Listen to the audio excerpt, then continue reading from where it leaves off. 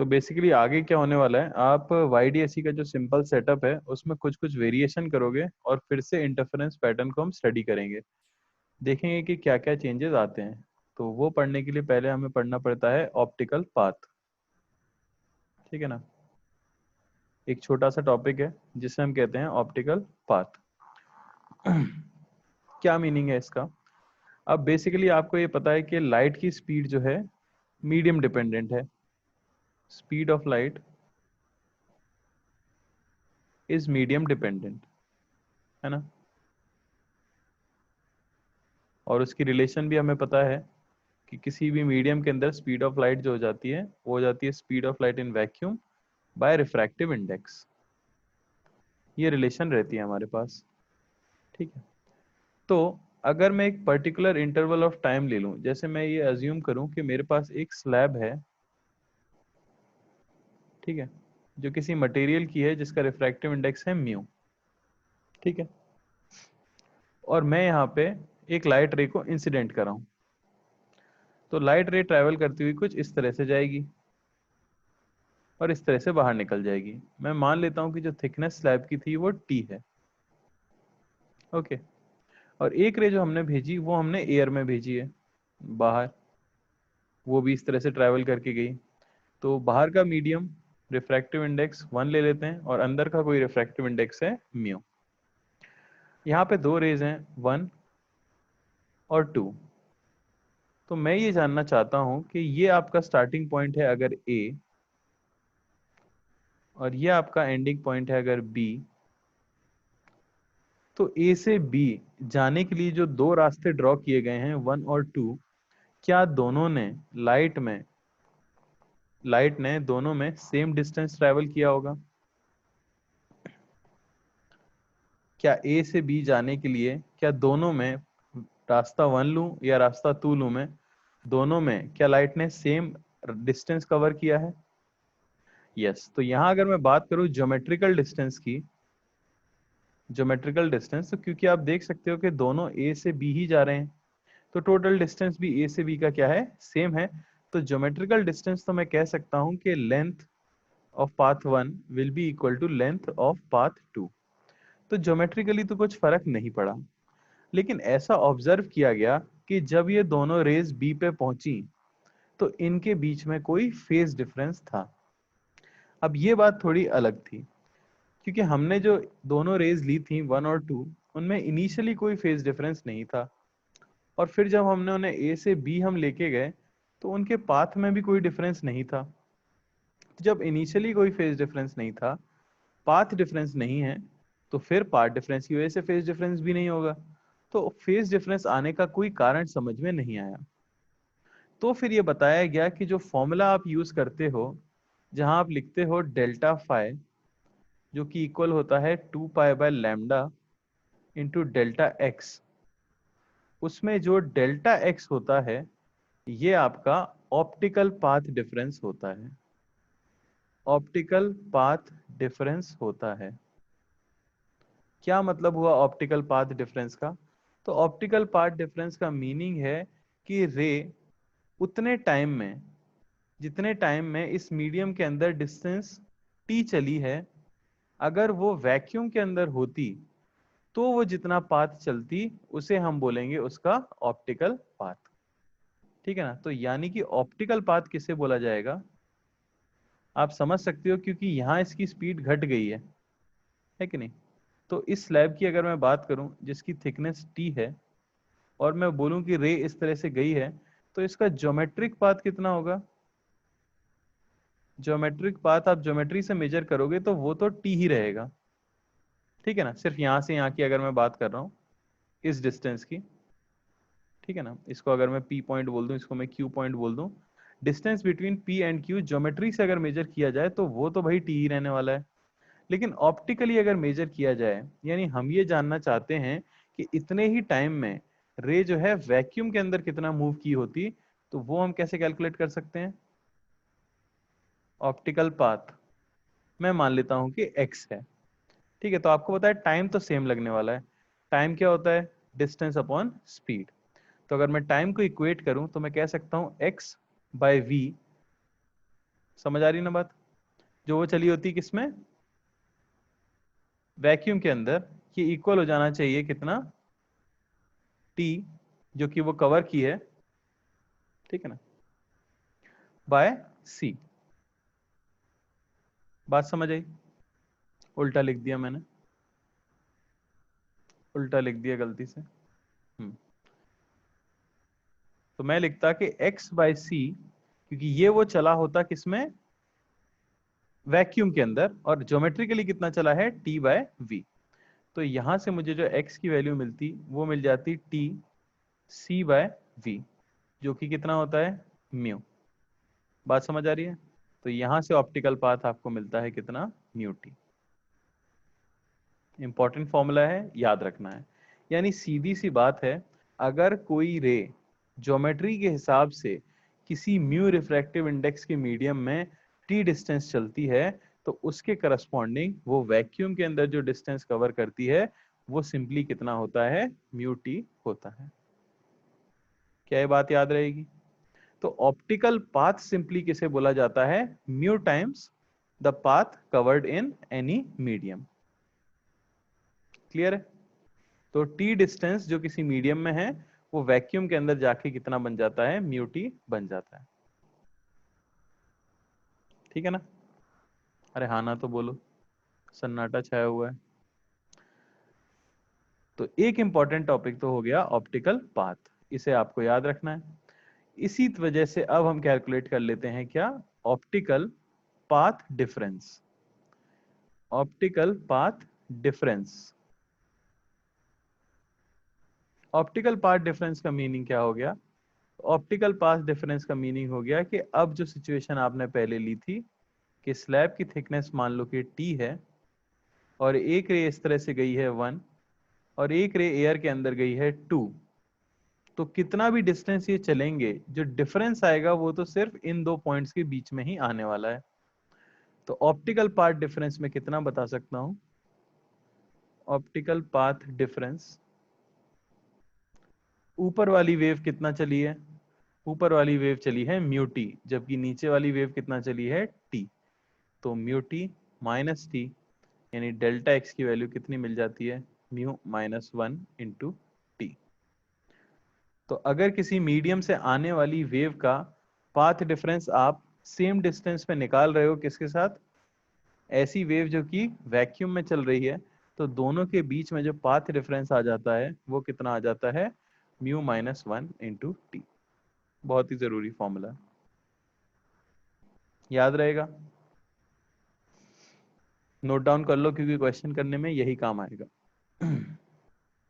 Mu minus 1 into T, इसे कहा जाएगा ऑप्टिकल पाथ डिफरेंस।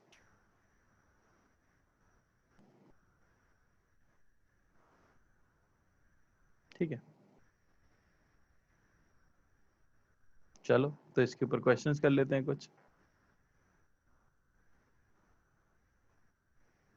ठीक है ना? तो मान लो कि ये यंग्स डबल स्लिट एक्सपेरिमेंट है, दो स्लिट्स हैं हमारे पास। मैंने क्या किया, एक स्लिट के आगे एक स्लैब रख दी जिसका रिफ्रैक्टिव इंडेक्स म्यू 1 है, और इसकी थिकनेस जो है वो टी है। और दूसरे वाले के सामने भी मैंने एक स्लैब रख दी, इसका रिफ्रैक्टिव इंडेक्स म्यू 2 है और थिकनेस टी है। दोनों वेव्स यहाँ से पार करके जाती हैं, ठीक है। इसे मैं 1 बोल देता हूँ, इसे मैं 2 बोल देता हूँ।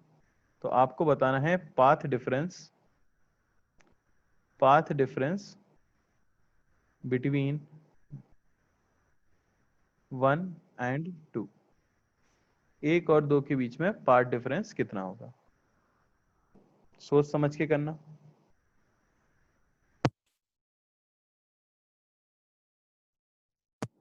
तो जैसा कि मोस्टली लोग आंसर सही दे चुके हैं, हम सिंपली क्या कर लेंगे, 1 के लिए उसका एक्स्ट्रा पाथ कितना है मैं ये निकाल लेता हूँ, डेल्टा x1। तो वो होगा म्यू 1 माइनस 1 इंटू टी।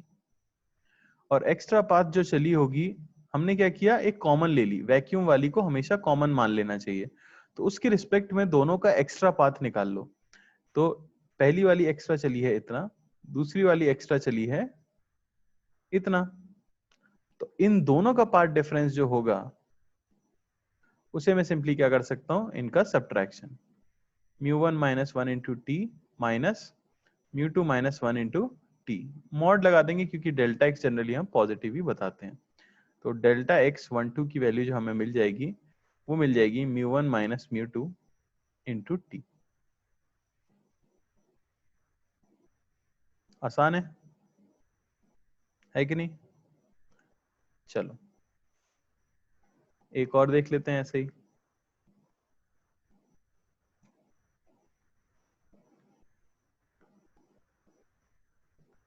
ठीक है, तो ये है इस बार स्लैब लगाई है μ1 t1 और यहां स्लैब लगाई है μ2 t2। ठीक है ना, ये आपका 1, ये आपका 2। तो आपको बताना है डेल्टा एक्स 1 2 के बीच की वैल्यू क्या है।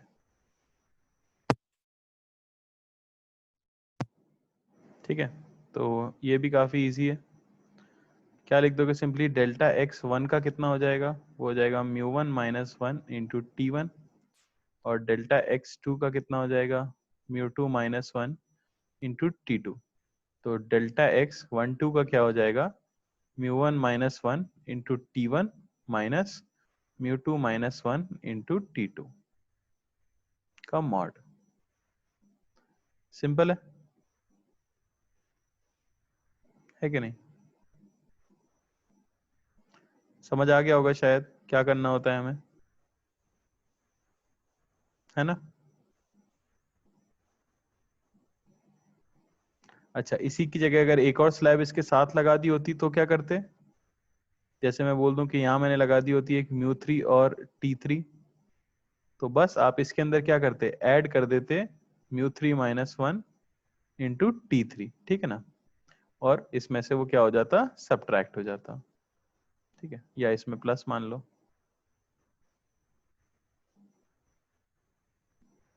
समझ आई बात?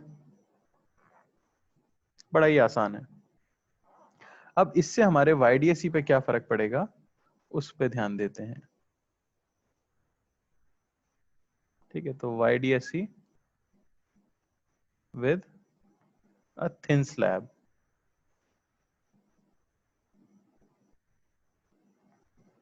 ऑब्वियसली सी थिकनेस बहुत ज्यादा नहीं ली जाती, बहुत ज्यादा कम ली जाती है, काफी कम थिकनेस होती है।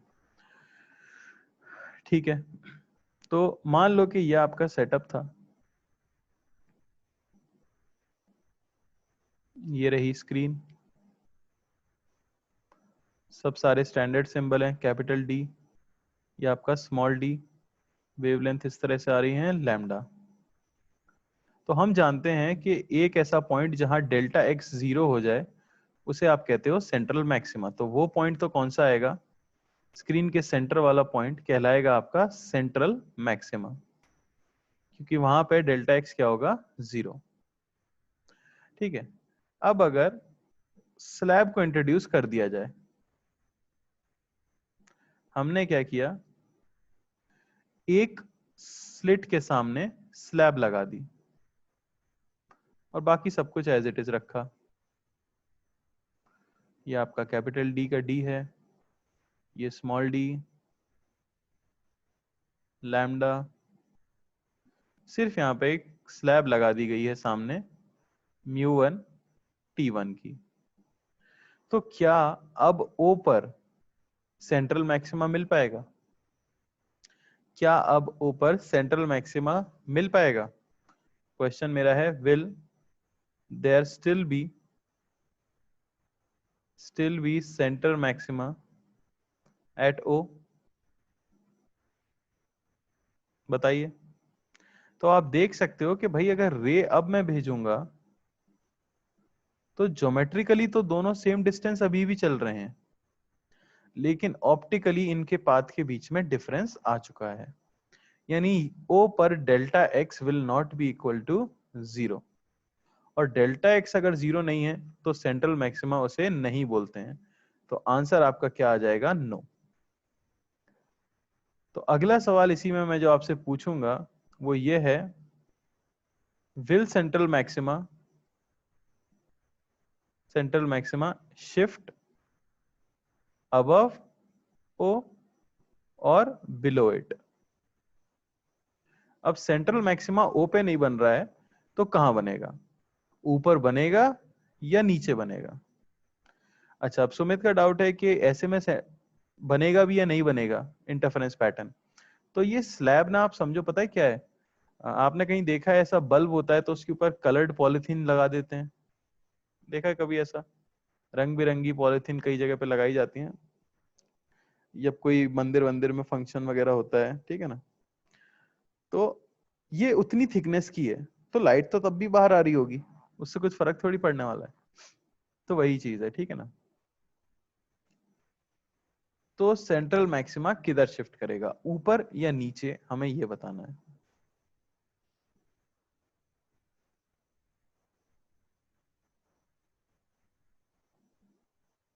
तो आप ऐसा सोच के देखो कि सेंट्रल मैक्सिमा बनने के लिए डेल्टा एक्स यानी कि पाथ डिफरेंस क्या होना चाहिए भाई? 0 होना चाहिए। अभी इन दोनों में से किसने ज्यादा पाथ चला है? इसको मैं 1 नाम दे दूं और इसको मैं 2 नाम दे दूं, तो 1 और 2 में से इस समय पे कौन सी वाली वेव ज्यादा डिस्टेंस ऑप्टिकली चल के आ रही है? गलती कर रहे हो, गलत बता रहे हो, कुछ लोग गलत बता रहे हैं। किसने ज्यादा पाथ कवर किया है वैक्यूम के अंदर? तो आपको पता है कि इस पर्टिकुलर थिकनेस के करस्पॉन्डिंग नीचे वाली वेव तो चली है सिर्फ T1, पर ऊपर वाली वेव चली है μ1 इंटू T1, और म्यू हमेशा 1 से बड़ा होता है। इसका मतलब कि ऊपर वाली वेव ज्यादा डिस्टेंस चल के आ रही है। तो नीचे वाली के कंपैरिजन में 1 हैज कवर्ड मोर पाथ, ठीक है, कवर्ड मोर पाथ, और उसने कितना कवर किया है? μ1 T1, ठीक है ना। तो ऑब्वियसली अगर आपको पाथ डिफरेंस 0 करना है तो अब इससे आगे आपको क्या कराना होगा? सेकंड वाली वेव को ज्यादा डिस्टेंस चलाना होगा। अब अगर मैं पॉइंट को नीचे चूज करूं तो ऑब्वियसली सेकंड वाली वेव कम चलेगी और ऊपर वाली वेव को ज्यादा चलना होगा। लेकिन उसकी जगह अगर मैं ऊपर वाला पॉइंट चूज करूं तो अब ये वेव इस तरह से जाएगी और इस वेव को पूरा क्रॉस करके जाना है। तो अब हो सकता है कि नीचे वाली वेव को इतना एक्स्ट्रा चलना पड़ गया हो कि दोनों का पाथ डिफरेंस क्या हो जाए? सेम हो जाए। बात समझ आई? सो central maxima will shift above O. Central maxima O point से ऊपर क्या हो जाता है? शिफ्ट हो जाता है। तो अब तुम्हें ये समझ आया कि स्लैब लगाने से होगा क्या? आपके सिंपल YDSE सेटअप में स्लैब लगाने से सेंट्रल मैक्सिमा की पोजीशन क्या हो जाती है? चेंज हो जाती है। उसका कारण क्या है कि पाथ डिफरेंस आ जाता है। तो ऑब्वियसली जो सबसे कॉमन वाला पॉइंट है, सेंट्रल पॉइंट है, वहां पे डेल्टा एक्स 0 नहीं हो पाता, ठीक है ना। तो फिर सेंट्रल मैक्सिमा कहां शिफ्ट हो जाएगा? ऊपर। अगर आपने स्लैब नीचे लगाई होती तो कहां शिफ्ट हो जाता? नीचे। समझ आई क्या बात? ठीक है। तो अब बात आती है, आपको समझ आ जाना चाहिए कि इस पे किस किस तरह के क्वेश्चंस बन सकते हैं। तो क्वेश्चंस बनते हैं कि बताओ सेंट्रल मैक्सिमा की नई पोजीशन कितनी है, कहां बन रहा होगा सेंट्रल मैक्सिमा, फ्रिंज विड्थ क्या होगी, ठीक है। तो वही सब चीजें हम लिख लेते हैं। सबसे पहली चीज अगर मैं आपसे बोलूं कि ऑन इंट्रोड्यूसिंग स्लैब, स्लैब को इंट्रोड्यूस करने से क्या होगा? फ्रिंज विड्थ पे क्या फर्क पड़ेगा? फ्रिंज विड्थ, फ्रिंज विड्थ पे क्या फर्क पड़ेगा?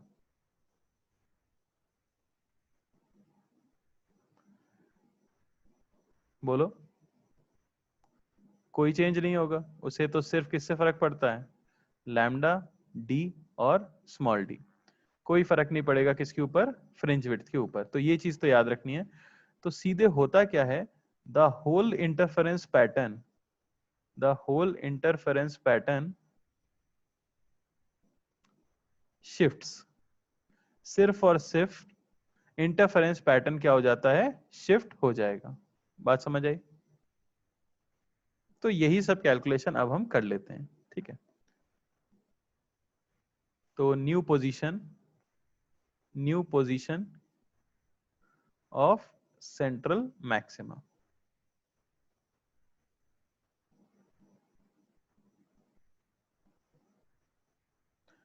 फ्रिंज विड्थ पे कुछ फर्क नहीं पड़ेगा, सब कुछ सेम रहने वाला है, पूरा पैटर्न एज इट इज बस शिफ्ट हो जाएगा।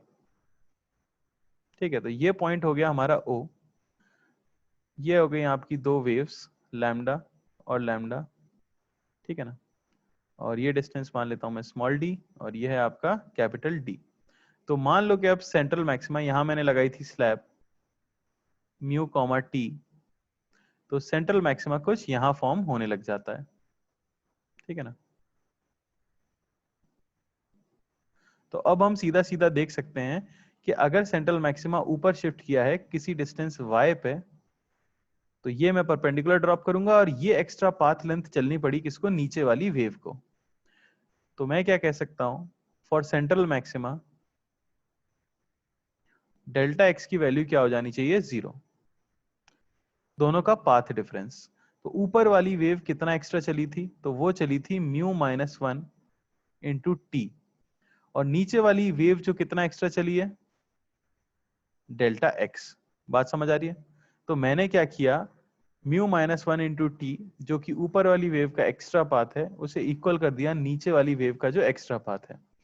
यहां से आपको मिला म्यू माइनस 1 इंटू टी, ये हो जाना चाहिए क्या, डी साइन थीटा। यही होता है हमारा जो पोजीशन के लिए एंगल हो थीटा, डी साइन थीटा। समझ आई क्या बात? बस यही हो जाती है आपकी कंडीशन। इससे आप क्या करोगे, साइन थीटा निकालोगे, साइन थीटा आ गया, फिर आप क्या यूज कर लोगे, tan theta is equal to Y by D. पर हम जानते हैं ऐसा तो हमें तब करना होगा जब थीटा बड़ा होगा। थीटा बड़ा होगा तो पहले मैं साइन थीटा निकालूंगा, उससे टेन थीटा निकालूंगा, उसे इक्वल करूंगा वाई बाय डी के, और वहां से वाई निकालूंगा। But if if theta is very small, अगर थीटा वेरी स्मॉल है, तो साइन थीटा को नियरली हम क्या लिख सकते हैं, टेन थीटा, जो कि नियरली क्या हो जाएगा, y बाय डी। उठा के सीधे ऊपर वाले फॉर्मूले में रख सकता हूं, मुझे मिलेगा म्यू माइनस 1 इंटू टी, ये क्या हो जाना चाहिए, डी साइन थीटा, यानी कि डी वाई बाय डी।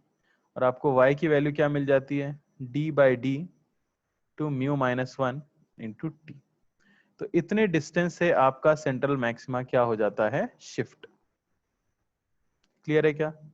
ये हो जाती है क्या, पोजीशन ऑफ सेंट्रल मैक्सिमा। और फिर तो आपको पता ही है, उससे बीटा ऊपर पहला मैक्सिमा होगा, उससे 2 बीटा ऊपर सेकंड मैक्सिमा होगा, उससे बीटा नीचे पहला मैक्सिमा होगा, उससे 2 बीटा नीचे सेकंड मैक्सिमा होगा। बाकी सारी चीजें एज इट इज रहती हैं। क्या सभी को क्लियर है? बोलो भाई। अल्टीमेटली आपको करना कुछ नहीं है, जो ऑप्टिकल पाथ डिफरेंस आया है, जो एक्स्ट्रा वो चल रही है, नीचे वाली वेव को उतना ही एक्स्ट्रा चलवा दो ज्योमेट्री की वजह से। ठीक है ना?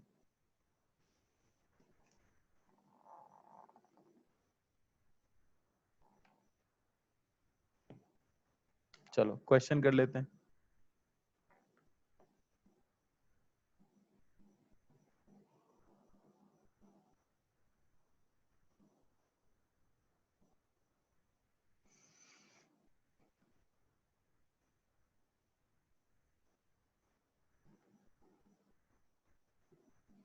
ठीक है, ये आपका स्मॉल डी, ये कैपिटल डी,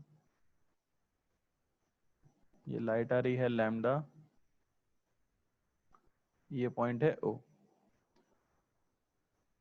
और यहां हमने शीट लगा दी है म्यू कॉमा टी। तो माइका शीट यूज की गई है, माइका एक मटेरियल होता है, ठीक है ना, जिसका म्यू दिया गया है आपको 1.5, और थिकनेस दी गई है 2 into 10⁻⁻⁶ metre. Wavelength of light जो यूज की गई है वो है 5000 एंगस्ट्रॉम।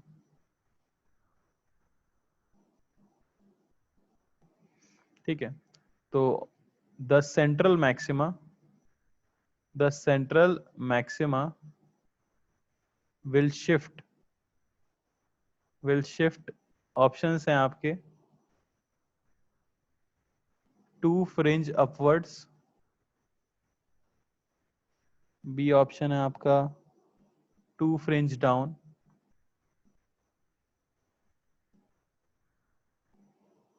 सी है 10 फ्रिंजेस अप,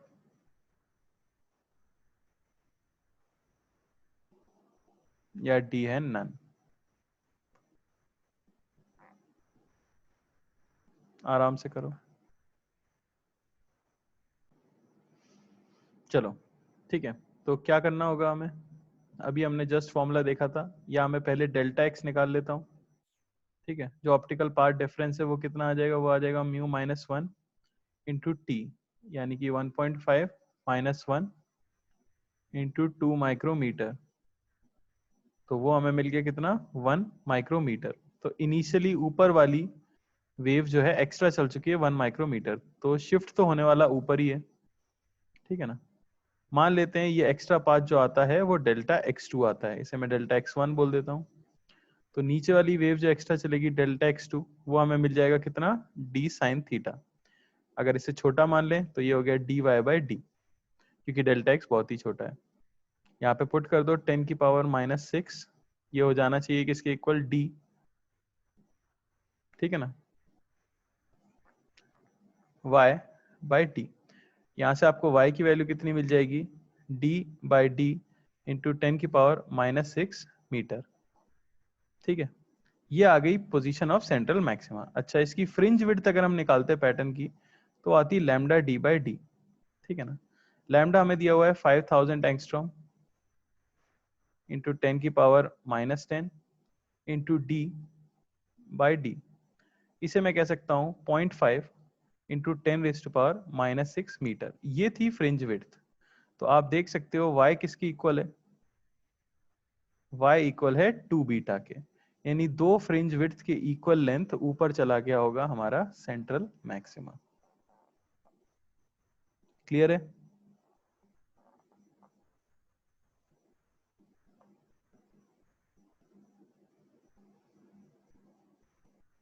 चलो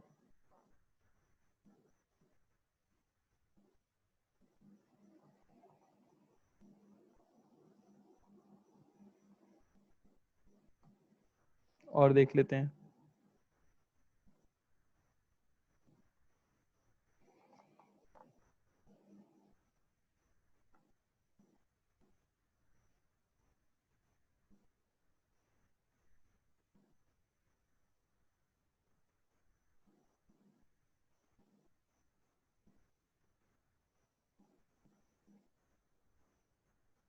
ठीक है, तो वेवलेंथ जो यूज की जा रही है वो 5000 एंगस्ट्रॉम है।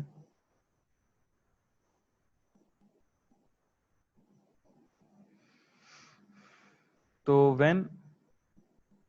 a film when a film of thickness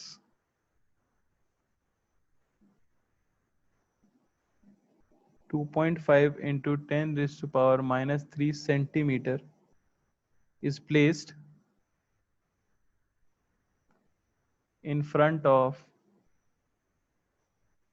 one of the slits,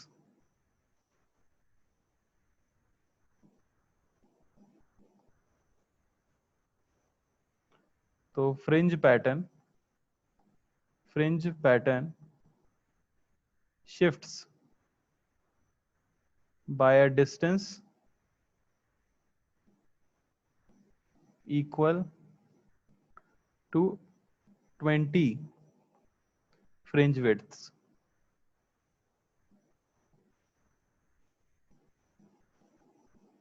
तो find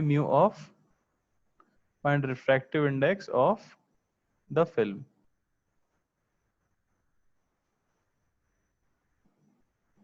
करो भाई।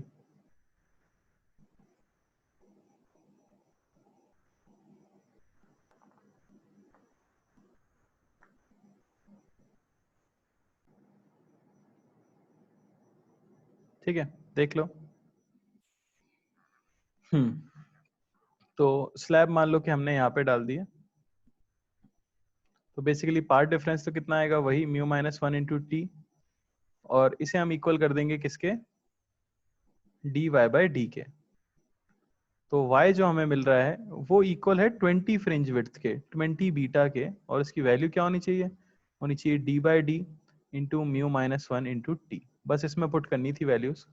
तो 20 बीटा है लैम्डा डी बाई डी, ये हो गया d by D into mu minus one into T. ये हो गया 20, लैम्डा आपको 5 इंटू 10⁻⁻⁷ दिया ही हुआ है, ये होना चाहिए mu minus one into thickness 2.5 into 10⁻⁻³ centimetre को मीटर में बदलेंगे इंटू 10⁻⁻²।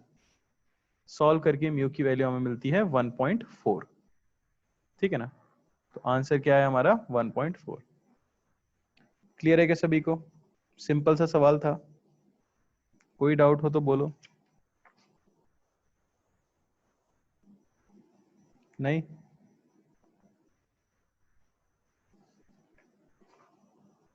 चलो एक और कर लेते हैं।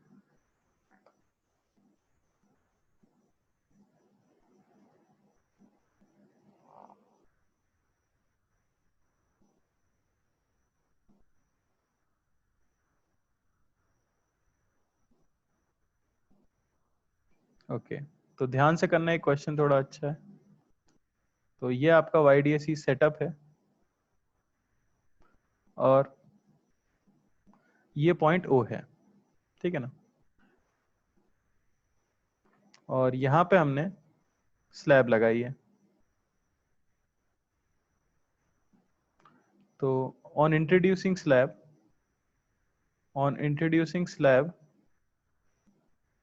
the resultant intensity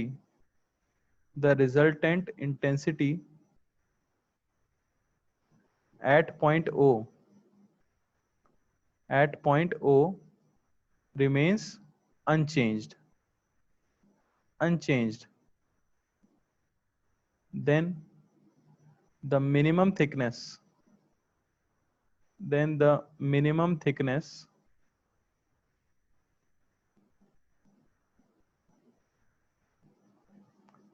of slab is, आपको मिनिमम थिकनेस ऑफ स्लैब बतानी है ऐसे केस में। म्यू ऑफ स्लैब आपको दिया गया है 1.5, ठीक है ना? बस ठीक है, ऑप्शंस दे देता हूं मैं, चाहो तो, या सॉल्व ही कर लो। वेवलेंथ लैम्डा यूज की जा रही है, तो ऑप्शंस दे ही देते हैं। 2 lambda, 2 lambda by 3, lambda by 3, lambda. बताओ। तो इंटेंसिटी चेंज नहीं हुई स्लैब लगाने पर भी।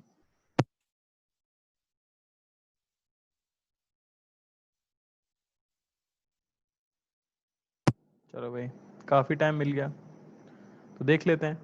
बेसिकली पहले यहाँ पे सेंट्रल मैक्सिमा बन रहा था, पर अब अगर मैं बोल दूं कि एट ओ पाथ डिफरेंस कितना होगा, तो पहले 0 था लेकिन अब वहां पे mu minus one into T होगा।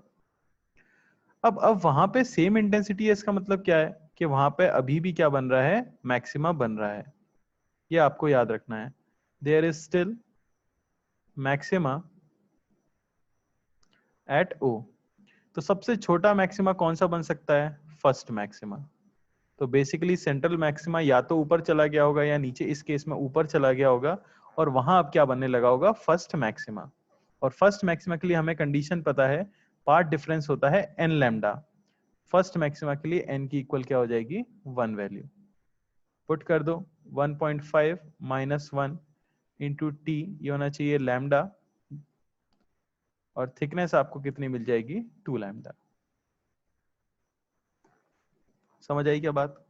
क्योंकि सारे मैक्सिमा की इंटेंसिटी तो सेम ही रहती है, तो सेंट्रल मैक्सिमा की जगह क्या आ गया होगा? फर्स्ट मैक्सिमा आ गया होगा। आसान है मेरे हिसाब से, स्लैब वाले क्वेश्चन आप सभी लोग कर सकते हैं। ठीक है, अब बोर भी होने लग गए होगे इसी चीज से। ठीक है, कोई डाउट किसी को?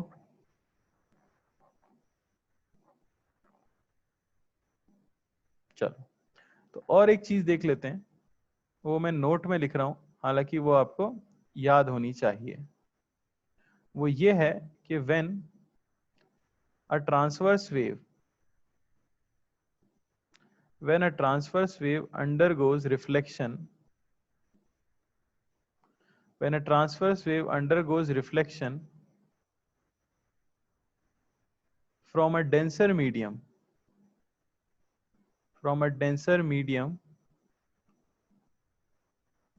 it undergoes a phase change of,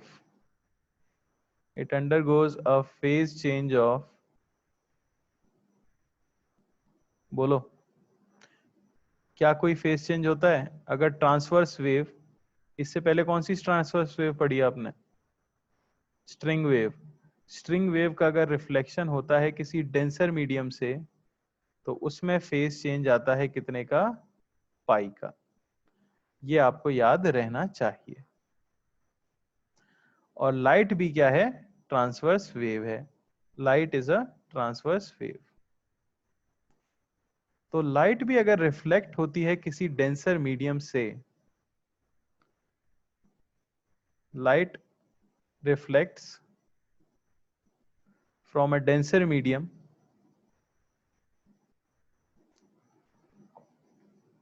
undergoes phase change of pi. बात समझ आई कि नहीं? अच्छा, phase change of pi equivalent होता है कितने पाथ डिफरेंस के चेंज के? हमें पता है डेल्टा फाई ये होता है 2 पाई/लैम्डा इंटू डेल्टा एक्स। इसे अगर मैं पाई लिख दूं तो डेल्टा एक्स आपको मिलता है λ/2। यानी कोई वेव अगर रिफ्लेक्ट होती है तो उसके ज्योमेट्रिकल पाथ में आपको ऑटोमेटिकली कितनी लेंथ ऐड कर देनी चाहिए? आपको λ/2 ऑटोमेटिकली ऐड कर देना चाहिए। बात समझ आ रही है कि नहीं? आपको λ/2 ऑटोमेटिकली ऐड कर देना होगा। ठीक है ना?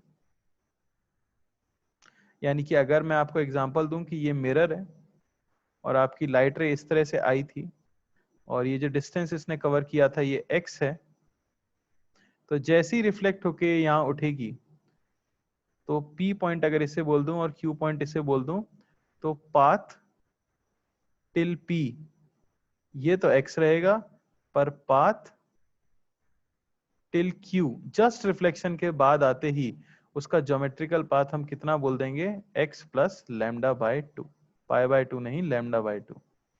होश में रहिए थोड़ा। पाथ डिफरेंस लैम्डा के टर्म्स में होता है, फेज डिफरेंस पाई के टर्म्स में होता है। याद रहेगी क्या बात है?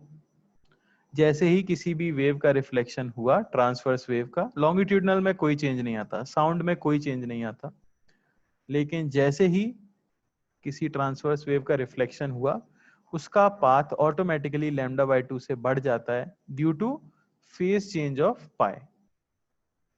क्लियर है? नहीं समझ आया? अरे एक बार और क्या होता है यार? तो ये तो आपको याद है स्ट्रिंग वेव में कि अगर रिफ्लेक्शन होता है डेंसर मीडियम से तो फेज चेंज आता है पाई का। ये याद है कि नहीं है? अरे तो पाई के करस्पॉन्डिंग डेल्टा एक्स नहीं निकाल सकते फॉर्मूले में रख के? हद कर रहे हो। डेल्टा एक्स क्या आ गया? λ/2 आ गया कि नहीं आ गया?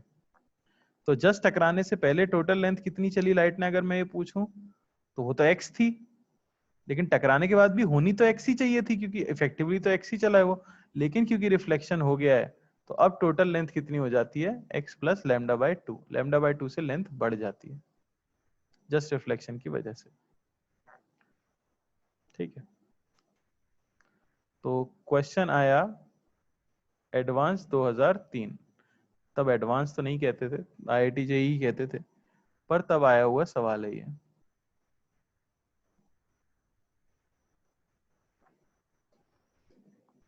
ठीक है, तो एक मिरर दिया है आपको Q और R, और एक लाइट रे इस तरह से आ रही है, यूं गिर रही है, यहां पहुंच रही है, ये। ठीक है ना? ये पॉइंट है A, ये पॉइंट है B, और ये पॉइंट है आपका P। ये डिस्टेंस जो आपको दी गई है ये D दी गई है, ये इंसिडेंट एंगल थीटा है।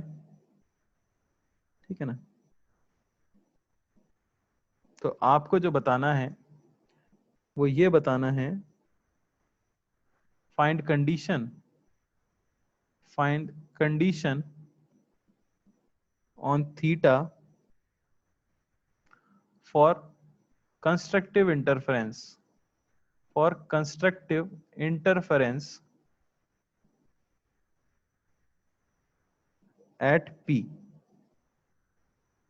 ठीक है ना।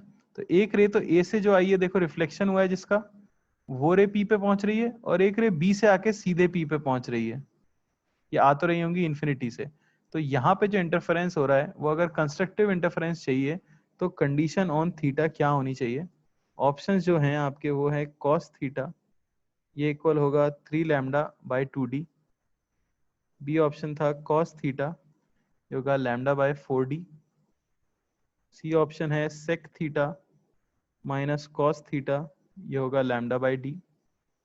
और डी ऑप्शन है sec theta minus cos theta, ये होगा 4 लैम्डा बाय डी। ठीक है ना। अच्छा क्वेश्चन है। एक रे ये है, ए से आई, रिफ्लेक्शन हुआ, फिर पी पे पहुंची, और एक डायरेक्टली पी पे पहुंची है। ठीक है, डायग्राम में थोड़ी सी सहायता आपको दी गई है इस तरह से। ये पी से है, पी से पॉइंट मैंने गिराया है, ट्राई करो। चलो देखो, तो आपको क्या करना है, पता करना है कि भाई पी पॉइंट पे हमें क्या चाहिए, कंस्ट्रक्टिव इंटरफेरेंस। ठीक है ना। तो कंस्ट्रक्टिव इंटरफेरेंस पी पॉइंट पे लाने के लिए क्या हो जाना चाहिए, डेल्टा एक्स हो जाना चाहिए एन लैम्डा, पाथ डिफरेंस। अब अगर हम बात करें कौन सी वाली वेव ज्यादा पाथ चली है, तो आपको साफ दिख रहा है कि वेव ए जो है ट्रेवल्स मोर पाथ। ठीक है ना। वेव ए जो है वो ज्यादा पाथ चली है। कितना एक्स्ट्रा पाथ चली है, तो ये वाला पाथ जो है यही तो एक्स्ट्रा है। यहाँ तक जहाँ पे मैंने परपेंडिकुलर ड्रॉप किया है, यहाँ तक तो पाथ इक्वल है, ये पाथ तो इक्वल था। तो हमें यही वैल्यू कैलकुलेट करनी है। अब ये एंगल थीटा था, तो ये एंगल भी क्या होगा, थीटा होगा, है कि नहीं। ये एंगल भी हमें क्या मिल गया, थीटा। अब देखो ये डिस्टेंस आपको दी गई है डी, तो ये एंगल है थीटा, तो ये लेंथ आप बता सकते हो, ये लेंथ होगी डी सेक थीटा, है कि नहीं। ये लेंथ आ गई है डी सेक थीटा, हमें ये लेंथ भी चाहिए, तो इसे मैं क्या कह सकता हूं, ये लेंथ आ जाएगी, इसका कंपोनेंट ले लिया जाए अगर, ठीक है ना। ये आपका 90 डिग्री है, ये याद रखना। ये हाइपोटेनस है, इसका कंपोनेंट अगर इसके ऊपर लेते हो तो ये लेंथ आ जाएगी कितनी, D sec theta cos 2 theta. बात समझ आई। तो जो एक्स्ट्रा पाथ वो चला है डेल्टा एक्स, उसकी वैल्यू है D sec theta plus D sec theta cos 2 theta, इतना। पर सिर्फ यही नहीं है, उसका रिफ्लेक्शन भी हुआ है। उसका रिफ्लेक्शन भी हुआ है तो उसका पाथ लैम्डा बाय 2 से और बढ़ जाना चाहिए। और ये टोटल पड़ा हुआ पाथ ये इक्वल आना चाहिए किसके, एन लैम्डा के। तो एन को अगर मैं 1 ले लूं पहली वाली कंडीशन लाने के लिए, एन को अगर हम 1 ले लें, तो डेल्टा एक्स जो कि है हमारे पास D sec theta 1 plus cos 2 theta, इसकी वैल्यू मिल जाएगी लैम्डा बाय 2। इसे लिख सकते हैं डी सेक थीटा, और 1 प्लस कॉस 2 थीटा को क्या लिख सकते हैं हम, इसे हम लिख सकते हैं 2 कॉस स्क्वायर थीटा। लिख सकते हैं कि नहीं। ये हो जाना चाहिए क्या, लैम्डा बाय 2। आप देखो यहां से सेक थीटा कॉस थीटा को काट देगा, कॉस थीटा की वैल्यू आपको क्या मिलेगी, लैम्डा बाय 4d।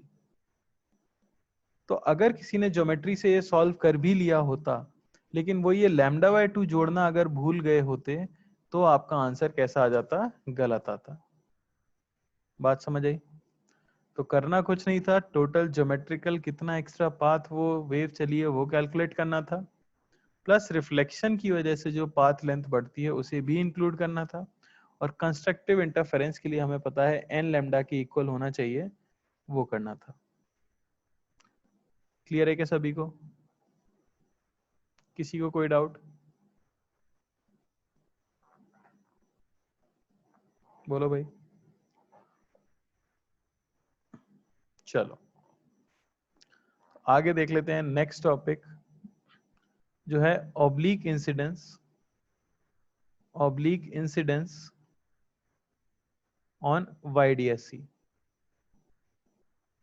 ठीक है ना, यंग्स डबल स्लिट एक्सपेरिमेंट पे ऑब्लिक इंसिडेंस। तो अभी तक जितने भी केसेस हमने देखे उनमें इंसिडेंस जो हो रहा था उसके बाद पाथ डिफरेंस जो आता था वो सिर्फ बाद की सिचुएशन में आता था, यानी कि स्लिट को क्रॉस करने के बाद, है कि नहीं। ये पॉइंट हो गया मान लो O, ये स्लिट है S1, ये स्लिट है S2।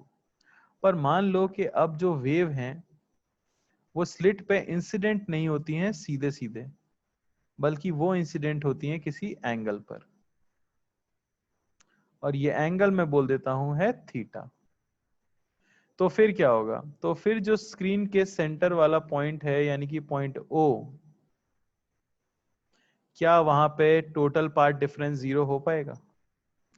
क्या जो हमारा पॉइंट O है वहां पे पाथ डिफरेंस 0 हो पाएगा? नहीं। आपको साफ समझ आ रहा है कि now delta X is not equal to 0।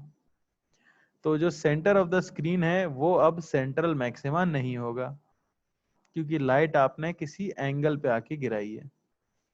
Central maxima बनने के लिए डेल्टा एक्स क्या होना चाहिए? 0 होना चाहिए। तो बिफोर हिटिंग द स्लिट इनके पास क्या आ चुका है? पहले ही एक पाथ डिफरेंस आ चुका है। उसको पता करने के लिए मैं परपेंडिकुलर ड्रॉप कर देता हूं। तो ये जो डेल्टा x1 है इसे हम कह सकते हैं इनिशियल पाथ डिफरेंस।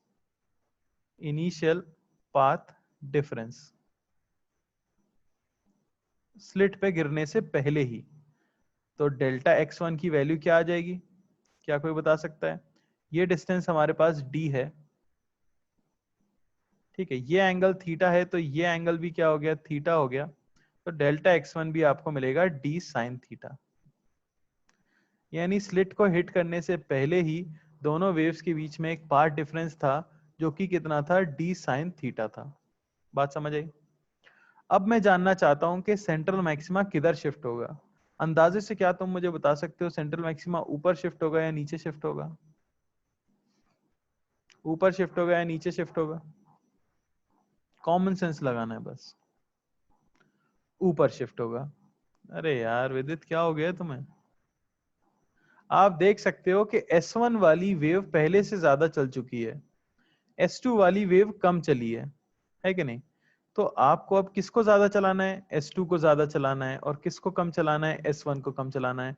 यानी सेंट्रल मैक्सिमा अगर हम बनाना चाहते हैं जहां हम डेल्टा एक्स को 0 करना चाहते हैं तो S1 को कम चलना चाहिए और S2 को ज्यादा चलना चाहिए।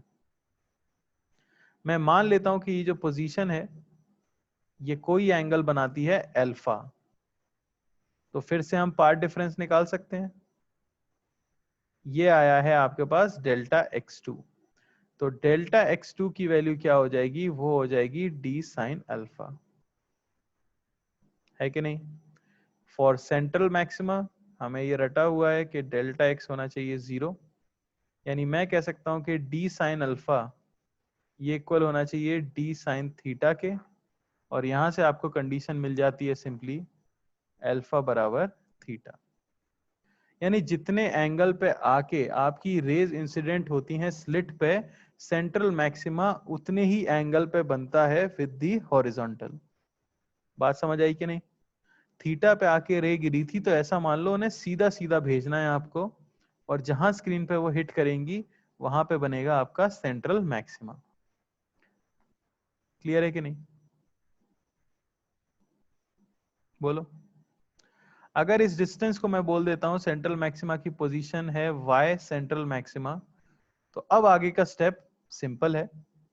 If alpha and theta are small, दोनों इक्वल ही हैं, if alpha and theta are small, तो मैं सिंपली क्या लिख सकता हूं कि tan अल्फा ये इक्वल होना चाहिए किसके? Sine alpha.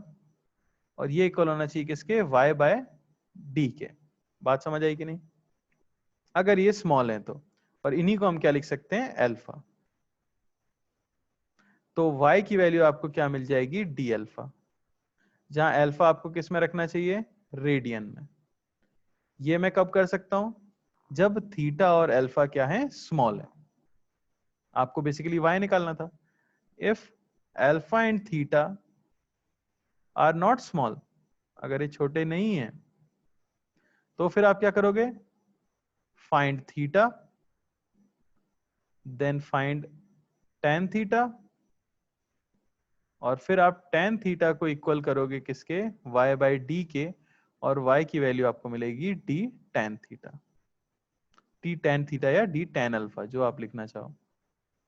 बात समझ आ रही है? तो सिर्फ इतना सा अंतर है। अगर हमारा अल्फा छोटा होता है तो सीधे y कोऑर्डिनेट आ जाता है d अल्फा, छोटा नहीं होता तो वो आता है d tan अल्फा। क्लियर है कि नहीं? बोलो भाई, कोई कष्ट या समस्या, जीवन में कोई दुख?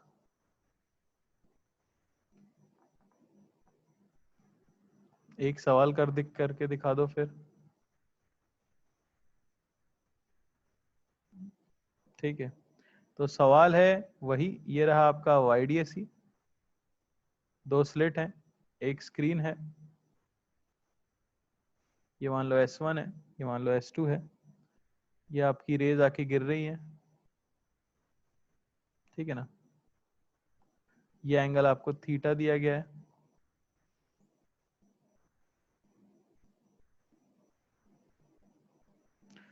और यहां पर लगा दी गई a thin sheet of glass, ठीक है ना। तो S2 has a thin sheet of glass,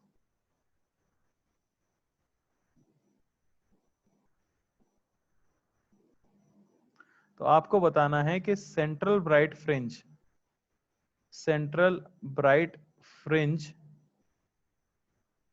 will be obtained will be obtained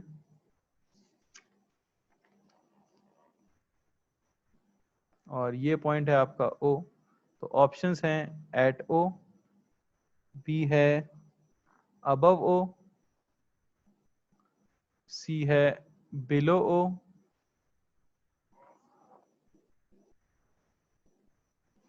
और D है depends on mu, thickness and theta. बताइए, साधारण सा सवाल।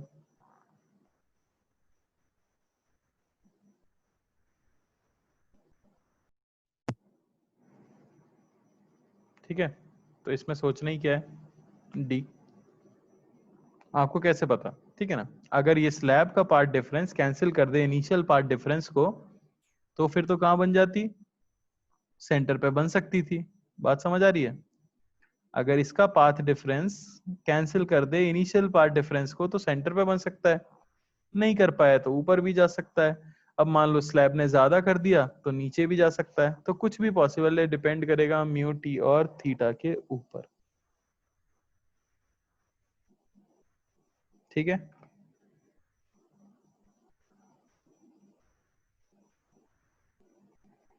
चलो एक और देख लेते हैं, सिंपल सिंपल क्वेश्चन।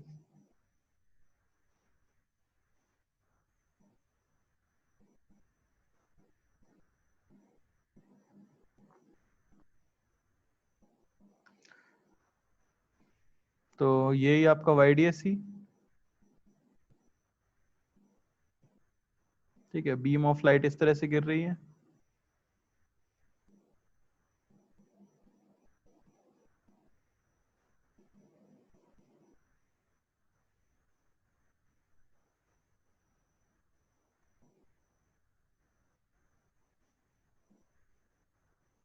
ठीक है। If number of minima on the screen where n1 and then incident ray were rotated as shown, the new number of minima on screen is n2, then क्या होगा, n1 will be equal to n2, n1 will be greater than n2, n2 will be greater than n1, या n2 will be 0। तो पहले straight आके ही गिर रही थी, ठीक है ना, अब आपने उसे रोटेट कर दिया है। बताओ क्या आंसर आएगा।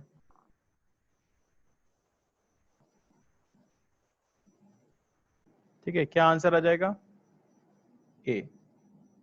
नंबर ऑफ फ्रिंज के ऊपर कोई फर्क नहीं पड़ने वाला। नंबर ऑफ फ्रिंज के ऊपर, नंबर ऑफ मिनिमास के ऊपर क्यों फर्क पड़ेगा इससे, वो तो क्या रहेगी, सेम रहेगी। समझ आया।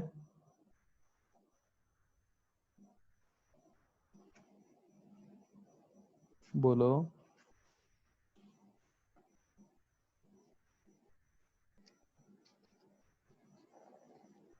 कोई डाउट किसी को।